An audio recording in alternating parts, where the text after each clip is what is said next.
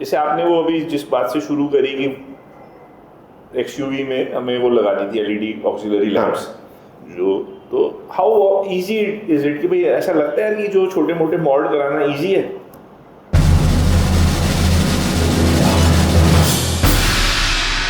अब उतना नहीं रहा है। नहीं था पहले, इजी था पहले, बहुत इजी था। पहले का मतलब कि भाई पहले करने वाले इजीली मिलते थे या पहले गाड़ियां इजी थी उन पे कुछ करने के लिए? गाड़ियाँ थोड़ी ज़्यादा इजी थी। हाँ, पहले प्लेटफॉर्म थोड़े अकोमोडेटिंग थे।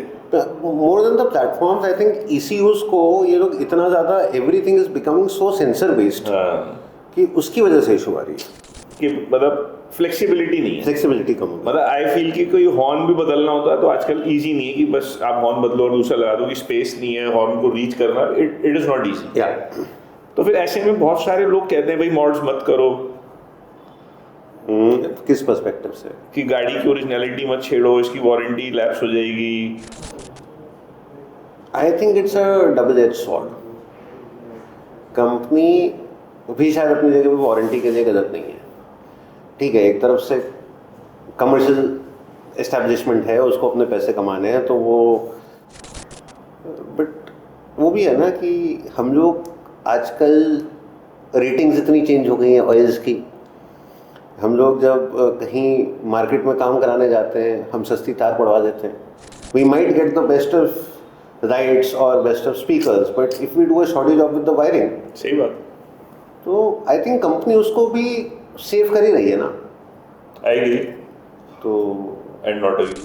कंपनी जो है ब्लैंकेट ऐसे बोलती है कि गाड़ी में आपने कुछ भी किया तो मेरी पूरी वारंटी वॉइड हो गई। अब मान लिया आपने ऑक्सिलरी लैंप लगाया, उसके लिए आपने गलत वायर लगा दी, उससे इलेक्ट्रिकल्स पे कोई असर पड़ गया। अब प्रॉब्लम ये है कि मैं जाके बोल रहा मेरी ब्रेक में प्रॉब्लम आ रही है या मेरे टायर घिस रहे हैं वगैरह, आपने ऑक्सिलरी लैंप लगाया, आपकी वारंटी वॉइड हो गई, हम बात नहीं करेंगे। हाँ वही, वो नेगेटिव एस्पेक्ट है। वो तो आप वेलफेयर के बारे में नहीं सोच रहे ना, वो आपका कस्टमर है, आप उसको हेल्प नहीं कर रहे। यार ये ठीक है उसने गलत किया, पर वो उससे तो ये प्रॉब्लम लिंक नहीं है ना, तो आप आउटराइट ब्लैंकेट वारंटी वॉइड क्यों कर देते हो? सर आप तो ऑक्सलैम के साथ एग्जांपल दे रहे हो। भाई उसकी आपने बात की, मैं इसलिए उसका मेरी example पोलो के मैंने रिम्स पेंट करवा दिए थे। ओहो, उससे भी वारंटी में असर आ गया? बंदे ने अलाइनमेंट करने से मना कर दिया। बताओ। और वो मेरे को क्या रीजन दे रहा है, कह रहा है सर ये हमारे, एंड ही नो कि मेरा जर्मन ब्रांड है, आपने आफ्टर मार्केट अलॉयज लगाए, वो इस हमारी मशीन में सेट ही नहीं होंगे, अलाइन नहीं। आपके ओरिजिनल व्हील्स थे, आपने सिर्फ पेंट किए हुए थे। तो वही उसने जब मेरे को ये कहना दिया, मैंने कहा भाई डू यू नो तो क्या बोल रहा है? हाँ हाँ ऐसे वैसे। देन आई मतलब it was such A hilarious incident कि वो जब मैंने उसे दिखाया एंड ही रह रहा है इसकी शिट ये तो सिर्फ पेंटेड है, ठीक है सर कर देता हूँ। It was funny.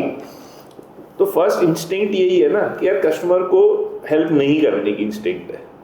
या that is capitalism, you can't help it, everything is getting capitalistic. आज हम मतलब लेट्स नॉट गेट, हाँ नहीं चलो, हाँ तो वारंटी पे आप फिर क्या बात कहना चाह रहे थे? But even service, if you read the manual, I think company भी ना शायद अपने आप को सेफगार्ड करने के लिए इतनी गिबरिश लिखती है, इतनी गिबरिश लिखती है, they are writing an abstract piece of work कि अगर आप उनसे पूछते हैं कि भाई गाड़ी में इंजन ऑयल की चेंज करने की फ्रीक्वेंसी क्या है, हाँ।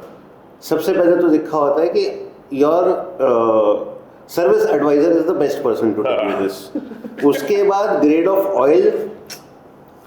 ऑफ ऑयल आप जहाँ रह रहे हो वहाँ के टेम्परेचर के हिसाब से आपको देखना चाहिए। सही बात है। बट ग्लोबली आज आप 70 डिग्री भी अगर कहीं पे है, 50 डिग्री के टेम्परेचर पे हो, आपकी गाड़ी में 0-20 ही पड़ रहा है। And now because people want कि उनकी गाड़ी कितने टाइम पे सर्विस होती है, कि भाई देखिए ये गाड़ी तो 5000 पे सर्विस होती है सर, हमारी 10 पे होती है। So they are all moving to a longer service interval where the manual clearly says कि if you are driving your car less then 6 kilometres in one trip, then your car needs a different service interval. The service interval has to be reduced. If you are driving your car in stop and go traffic, your service interval needs to reduce.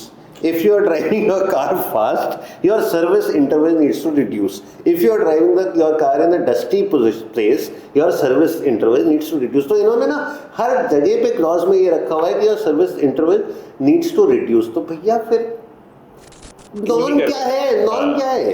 तो देखो इसका अगर एक तरीके से समझने की कोशिश करें ना, तो जिस तरीके से गाड़ी कंपनी अपनी माइलेज छापती है ना, ARAI टेस्टेड माइलेज 26.4, 29.3, 30.2 और दे रही होती है वो गाड़ी 10, 11, 12, 13, तो take it with a pinch of salt कि भाई जो 10,000 किलोमीटर का इंटरवल लिखा है that is the in ideal conditions की डस्ट फ्री चल रही है गाड़ी, 50 किलोमीटर पर आवर की स्पीड पे चल रही है, पर वो गलत है। इस तरीके के सर्विस इंटरवल्स देना ऐसी क्लाइमेटिक कंडीशंस में जहाँ इतनी डस्ट और इतना वियर एंड टियर है वो गलत है। और दूसरी बात जो आपने सबसे पहले मजे की बात कही है कि service advisor is the best person. अब बेचारे उसने तो कभी मैनुअल ही नहीं पढ़ी होती, उसने 6 महीने वो टाटा में काम कर रहा होता है, 3 महीने फोर्स में काम कर रहा होता है, 9 महीने मारुति में काम कर रहा होता है, फिर वैग में चला जाता है, तो उनको बेचारों को किसी एक कंपनी का ज्ञान नहीं है। और सबसे क्या नहीं पड़ी होती है मैनुअल। ये क्या होता है? हाँ, उनको नहीं पता ये ऐसे रिएक्ट करते हैं कि मैनुअल क्या होता है, आपको मिली थी मैनुअल। और उससे भी अनफॉर्चुनेट बात है, चाहे वो सेल्स पर्सन हो किसी शोरूम का, अच्छी बड़ी बड़ी कंपनियों के भी, और सर्विस एडवाइजर, अनफॉर्चुनेट है, कहने में अच्छा भी नहीं लगता, वो बेचारे वो खुद कार ओनर्स नहीं होते, वो बेचारे खुद स्कूटर या मोटरसाइकिल पे आते हैं, वहाँ खड़ी करते हैं, अपना 9 to 5 जॉब करते हैं और चले जाते हैं। उनको गाड़ी का एक्सपोजर ही नहीं है, उन्होंने गाड़ी रखी नहीं है, उन्होंने गाड़ी सुबह स्टार्ट ही नहीं करी, कभी ओवरटेक नहीं करी, गाड़ी चलाने का उनको एक्सपीरियंस ही नहीं है बेचारों। अच्छा एक बात बताओ कि सर्विस इंटरवल नहीं मीट करने से भी वारंटी वॉइड हो जाती है? बिल्कुल, वो भी क्लॉज है सर। अगर आप मतलब इनका बस चले, अगर आप सिग्नल पे खड़े हो और आपने छींक मार दी तो भी वारंटी वॉइड हो जाएगी, वो कर सकते हैं। तो फिर तो हम ही अच्छे मॉड करें, वारंटी की चिंता ना करें। हाँ तो भाई वारंटी गई तेल लेने, हमें तो अपनी गाड़ी मॉड करनी है।